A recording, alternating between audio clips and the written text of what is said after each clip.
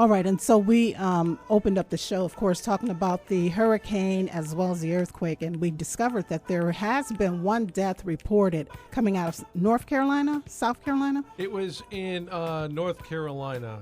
Paramedics found a man that was killed by a tree limb that fell after being blown down by the hurricane. Oh, boy, so one fatality. One is too many, right? Yes, but nevertheless, I guess and when you look at the grand scheme of things, 65 million people could potentially be affected, and one life has been lost. So that gives a little perspective to it. And speaking of lost lives, just real quickly, we want to send condolences out to the family and the fellow firefighters of fallen firefighter Lieutenant Terry Foster, a 13-year veteran with the Joliet Fire Department, of course, died last Tuesday from injuries from a Friday motorcycle accident on Interstate 80. And, of course, there's firefighters in city of Chicago right now who are recuperating, thank goodness, from injuries they suffered in a major fire there. So I tell you, that's a tough job to have, too, firefighter. All right, and so I want to welcome into the studio my guest, and we have an applause somewhere. We have applause?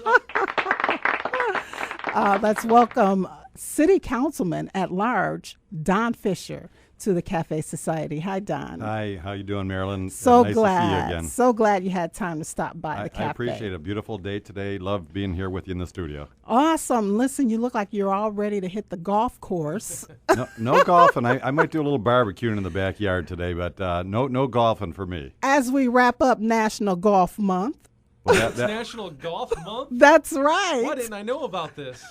There you go. Last Saturday. Still time to get out in the course. Yeah, actually, I think Inwood is doing something Monday, Tuesday, and Wednesday. So I'm going to research this more while you talk. The last 3 days of August, you can get out there and do some golfing. And we have some beautiful courses in Joliet. Joliet Park District does a great job with there are 3 courses. And let's take advantage of the rest of this summer and the early fall and hit the links. There you go.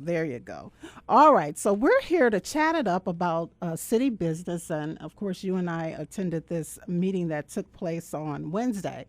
The city's land use committee, of course, heard from a developer out of Chicago, Celadon Holdings. Scott Henry is his name. He wants to get a hold of that St. Mary Carmelite Church, which is downtown. It's a historic building, and redevelop it to housing for senior citizens. Yeah, we had a great meeting on Wednesday. I was fortunate enough, Mayor Girani appointed me as the chair of the land use committee. Yes, and it kind of fits what I know, being the planning director for 27 years at the city. It's kind of my forte, planning and development, and I really do enjoy it.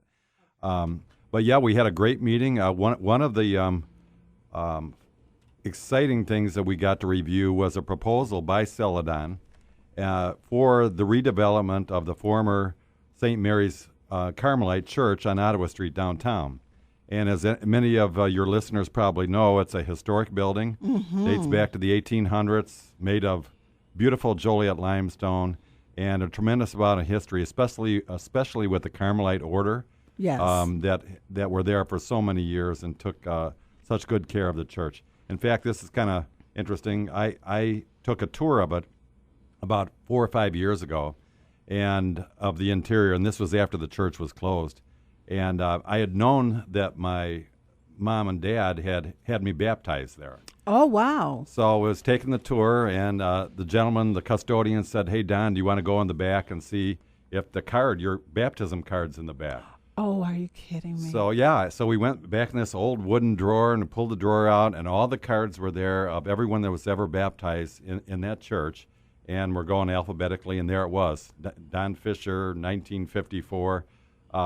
Pretty cool. And so he gave me the card, and I still have it, and it's a memory for me. Oh, that is, now that you may have hit on something there for people who still live in this area, or even who don't, who may have some kind of historic connection. Sure, I'm to- sure there's so many people that have some remembrance of St. Mary's, and either a wedding, baptism, events like that. And the Catholic Diocese, Joliet Catholic Diocese, has been looking for the last 4 or 5 years on trying to find a reuse of the building or someone that may be interested in redeveloping it.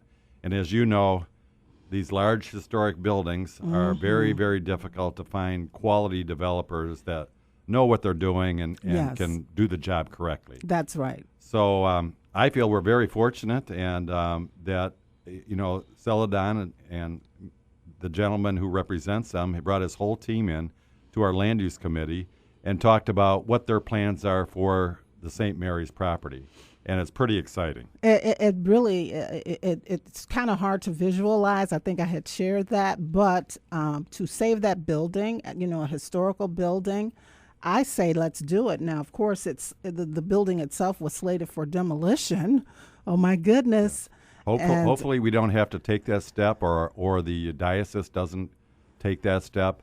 I'm hopeful that some arrangement or some agreement can be put together, a development agreement, with the city, with Celadon, and with the diocese. And I think it's a good for all three parties that a new use and an upgrade of that property be done in the next year. And this is sort of the specialty of this particular developer. He takes old historic buildings and transform them without losing the historic significance of the building. Right. I was very impressed by their architectural team, and they're from Chicago, and they've taken many historic buildings, in fact, a couple churches, former warehouse buildings, and transformed them into modern interiors, but they still have the charm and the beauty of the historic structures on the outside.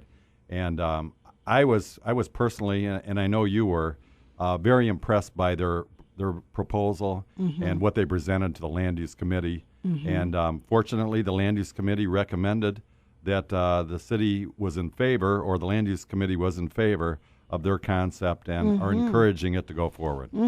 So we'll keep our fingers crossed on that. I said, so downtown is now going to be bustling with college students as well as senior citizens. That's right. And one thing I failed to mention, you can talk about senior housing or rehab of a property. This project will be in the order of $15 million rehab, and they're construction jobs, union construction jobs, which are, as you know, very important for our city. And we have so many people that are out of work, especially in the construction industry. Yes. A project like this would be hundreds of jobs over the next year and a half, high-paying wages for our construction industry. So that's very important. Yeah, as well as Joliet Junior College. I mean, what a wonderful project. That's right. And then the big transportation center that's coming. Right. So Right. it's going to be pretty busy downtown. It's going to be busy, but those are good things. Yes, it is. Joliet Junior College, they have a $40+ million, I think it's approaching $50 million project for a new culinary arts school in the downtown area on Chicago Street. And we lost a historic building.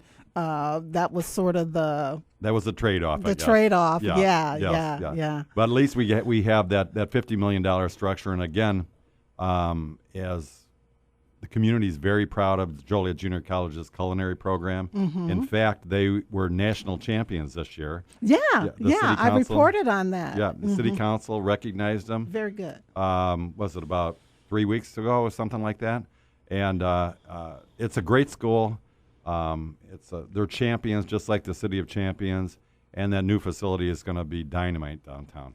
Absolutely. All right. And so with all that good stuff happening, Don, the city still has some hurdles to jump as it relates to this budget deficit.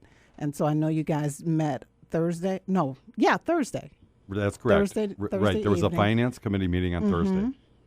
And it sounds like there was some additional proposed cuts put on the table, but also potential revenues, possibility of some revenues coming in. Can you talk real quickly about that? Just like backing up a little bit, the city is we have a major problem right now. We have a $17 million operating budget deficit. And, when you say the number 17 million, it really doesn't hit home until you understand what it takes to balance a budget with that type of a deficit.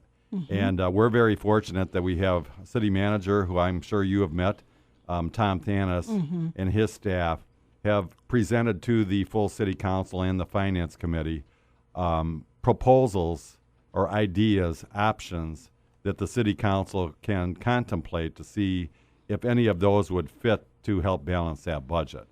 And in fact, at our last meeting, Mr. Thanis brought two options. One is an all cuts option. We call it option one. And the second option is a all cuts or reductions in force and elimination of subsidies to some of our historic, entertainment venues in our downtown area, and also revenue increases.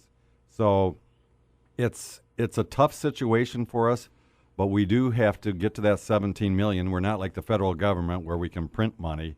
We do have to balance the budget, and I'm optimistic. The way our meetings have been going forward, they've been very constructive, very professional, and I know all of the city council and Mayor Girani, we're going in with the right attitude that we want to maintain Joliet's greatness, but we do have to balance our budget. Yeah, and I thought it was interesting when I read here that the mayor, being a union guy himself, is really pushing Thanis to, reach out to the unions and try to come up with more concessions to kind of help eliminate the need to, I guess, cut jobs. Yeah, we need help. I think, one of my comments in the meeting was, we need your help. And that's to all the employees. And I think by working together and in a constructive manner, common sense manner, I'm always an optimist. I'm optimistic that we can figure our way forward on this and keep the pain as low as possible, but still get that, maintain or a balanced budget for 2012. I mean, we have to. And it's doable, and I'm supportive of our mayor and the city council and all of our unions and bargaining units, and I know we can all get together to figure this out. Okay, what's the timeline, or how soon are you all trying to get this budget thing? We would need a out? budget passed by December or in December. Okay. So it can happen earlier than that, and the way things are progressing, I would think in the next couple months we should be fairly close, by November, I would think.